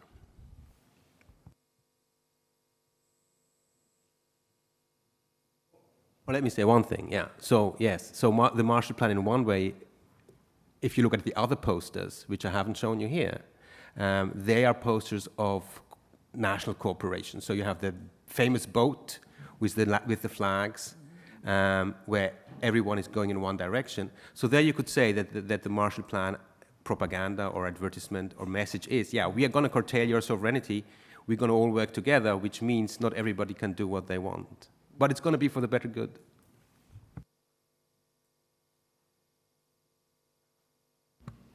Are there any further questions from the audience? Hans-Peter.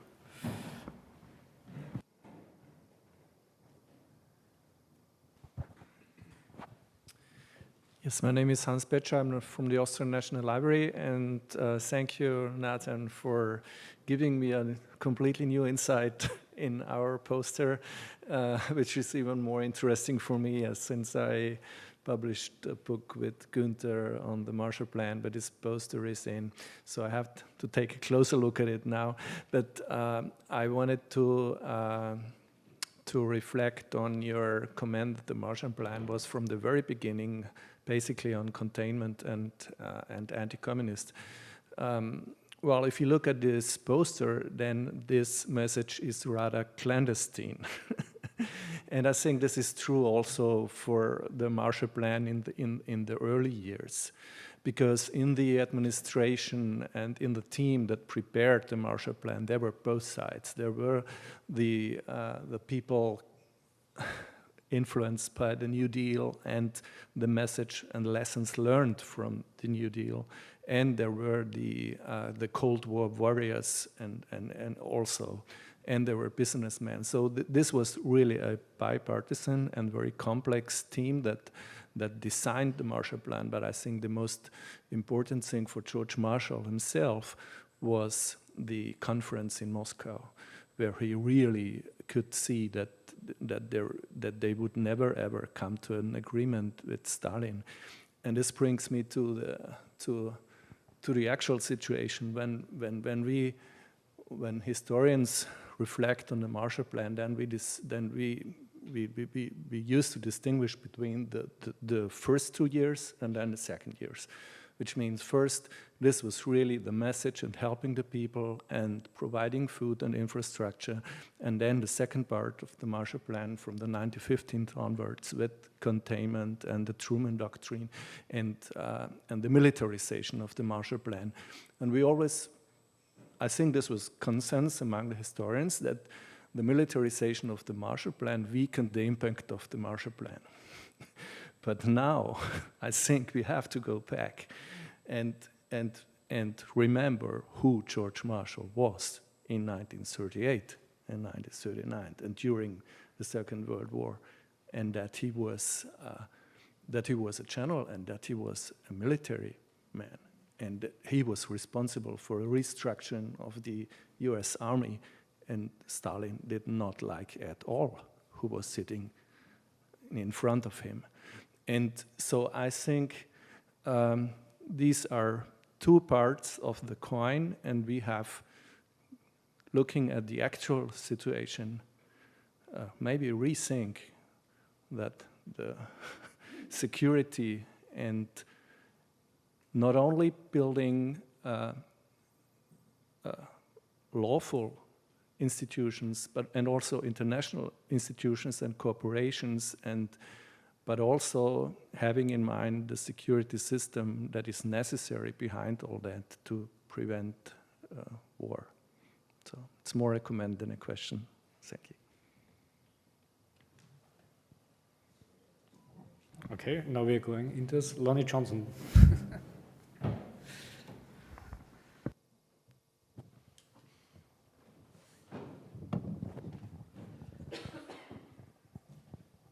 I just simply want to follow Lonnie Johnson. I'm formerly associated with the Fulbright program here in Austria.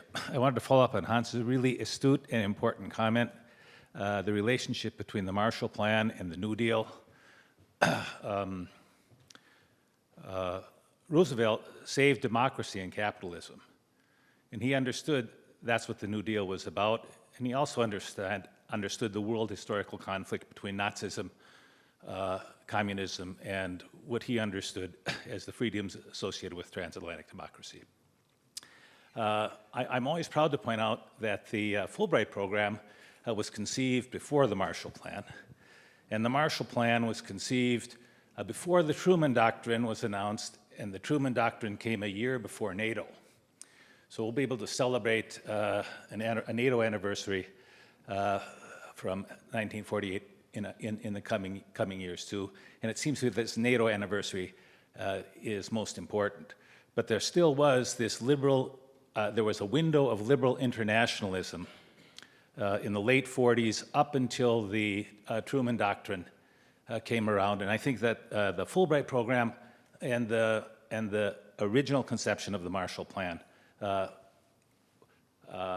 were in that window, and that the instrumentalization of both programs as instruments in the Cold War came later and was almost a political necessity under those circumstances.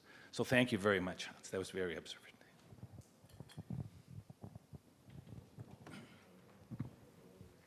Thank you for this comment.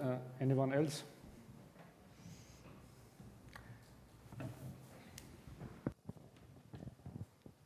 Hi, my name is Bernard Gruber. I'm a postdoctoral researcher at the Medical University of Vienna, and I can tell you I'm not an economist at all. But I guess I'm one of the younger folks in here, so I found this historical view and comments that I've heard so far pretty interesting in terms of that if we compare to history or learn from history, this is a completely different age now, because there's way much more information than it was back then in 1914 or 1918. There's way much more information fluentness, so it's easier to get to information. So this poster campaigns are pretty interesting, because that was the information that the public received most of the time. There was not really good television that was accessible to everybody. Now, due to the technological advancements and due to the internet, there's way much more accessibility to information and also misinformation. So this is a completely different measure that we have to deal now, or governments have to deal with now. And if it comes to economy, I was questioning, or I have the question to the historians now. How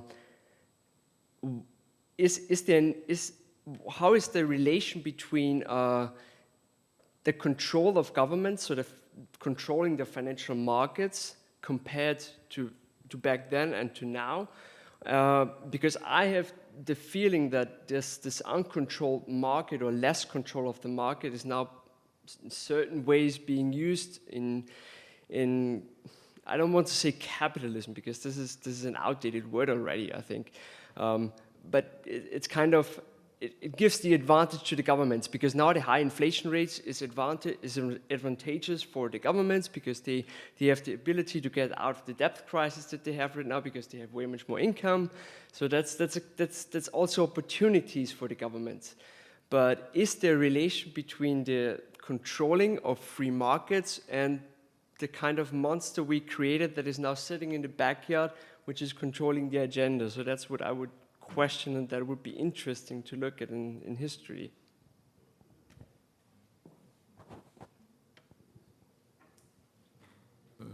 It's complex and it's big questions because you posed it in very general terms and you could then divide it in sub-themes. For example, there are people, scholars, who think that regulation, which is part of government intervention, sort of there's a swing. You go from no regulation, then you have a very big crisis, and then one of the reaction by the government, but not only by the government, also the public, because there will be a loss of money, then wants regulation, then crisis is sort of forgotten, the economic and the political and the ideological climate can all change, so you have to go to deregulation, and then maybe excessive deregulation. Not everybody agrees with that, but you could attribute another severe crisis to the deregulation wave, and then when the crisis has struck again, you would have another wave of regulation, and so on.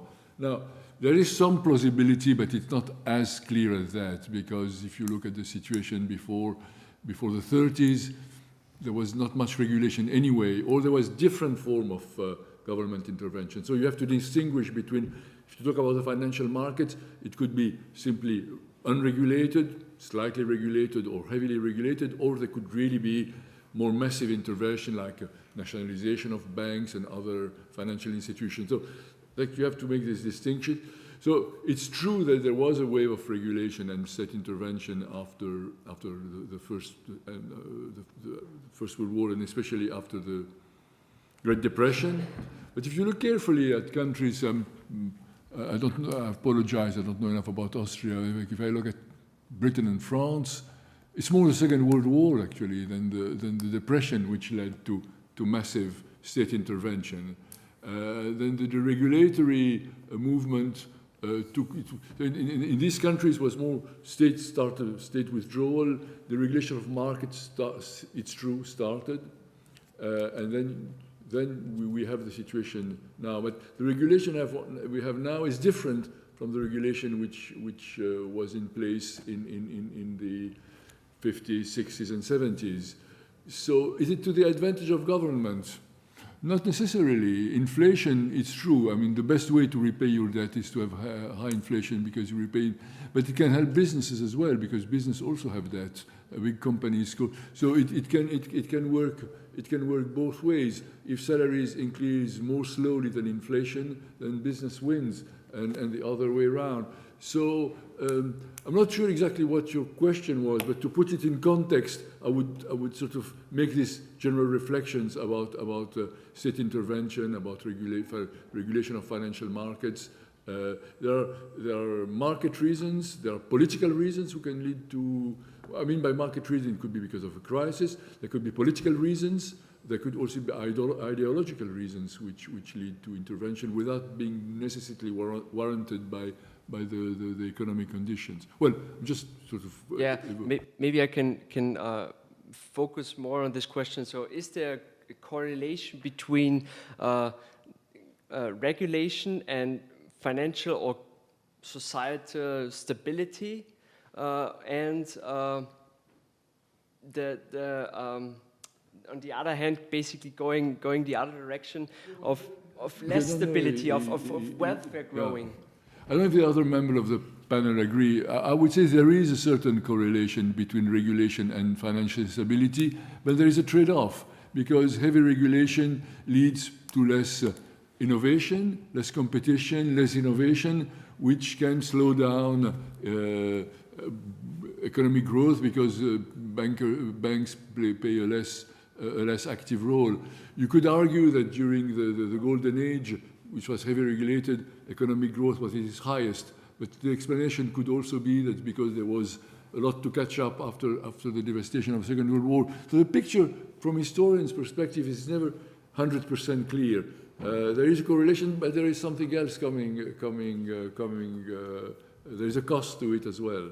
So, and finding the right balance is probably impossible. May I make just one remark to your question? Because a friend of mine who was the CEO of a bank, he's now a consultant, and he wrote quite a few books, and he's really a specialist on crisis. And he wrote a book, has the title something like the plea for a responsible market economy. So he really says, okay, the state has to regulate to a certain amount, or the EU or whatever, but not over-regulate the whole thing.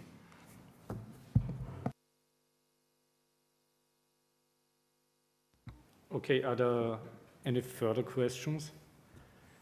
If not, may I ask a question to Federico, because it would really interest me.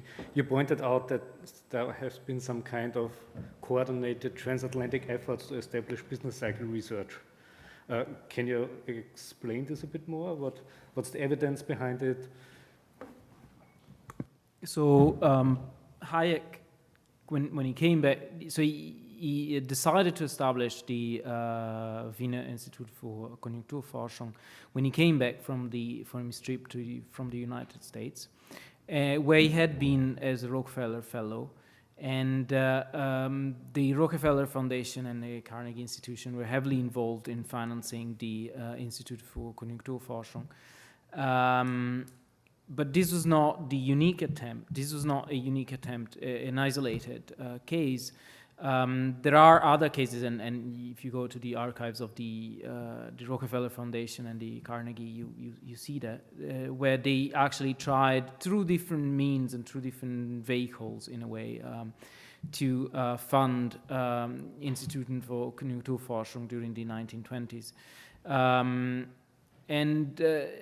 I'm not sure how coordinated that was, because of course there were, but it was clearly a program for having these kind of institutes established in the different countries to potentially make policy more aware and economists also more aware of what was going on. The Rockefeller program that is now being studied in Lausanne very extensively. Shows a continuous flow of economists from Europe to the United States through the Rockefeller money. And the Rockefeller Foundation had their own,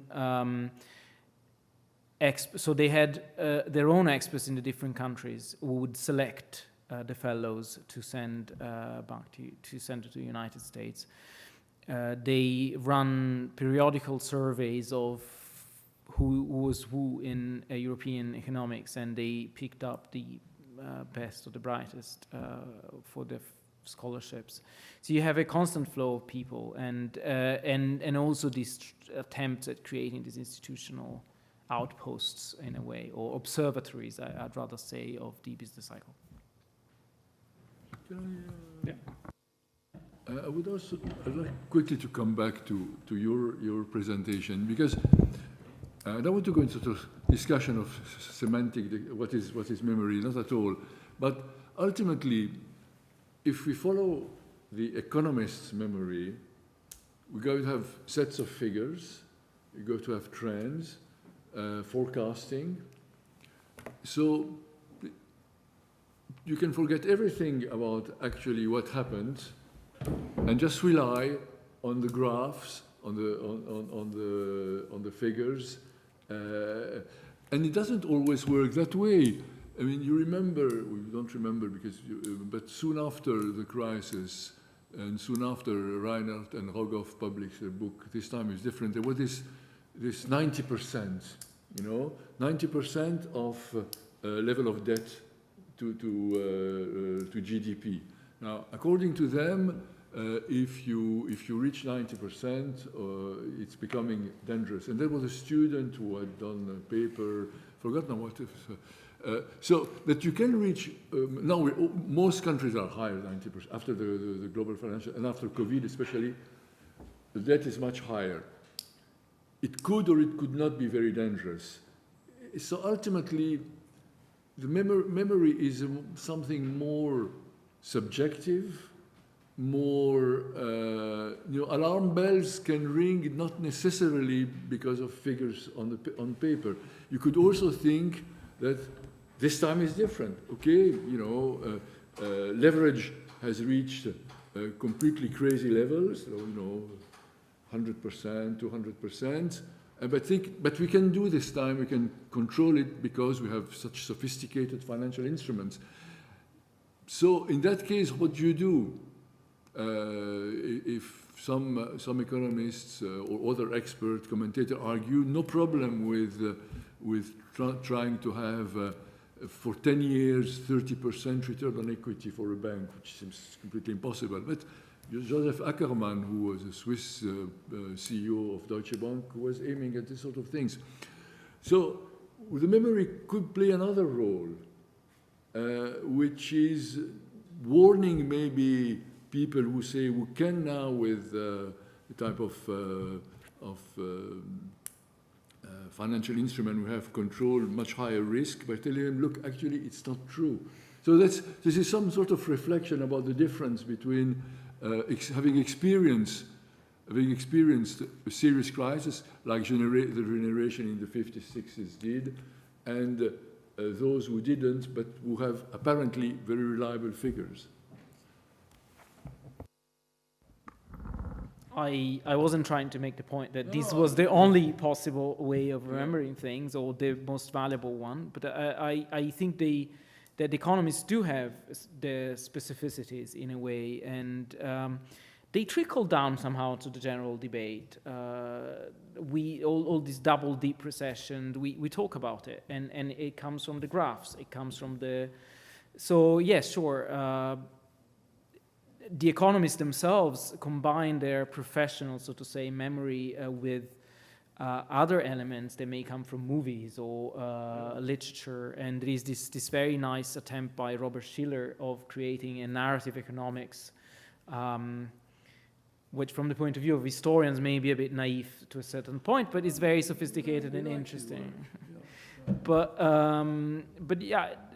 I was trying to make the point that there is a lot of work that goes into creating this memory of data, a data memory, that remains, that it's a lasting memory, that we try to create these long time series and we try to stretch them the longer the better. But how well that works in practice, it's a different issue. But economists do put a lot of, and statisticians do put a lot of effort in it. And it's peculiar, it's different. It's something that it's maybe not so valuable as they claim, but still as an interesting historical phenomenon.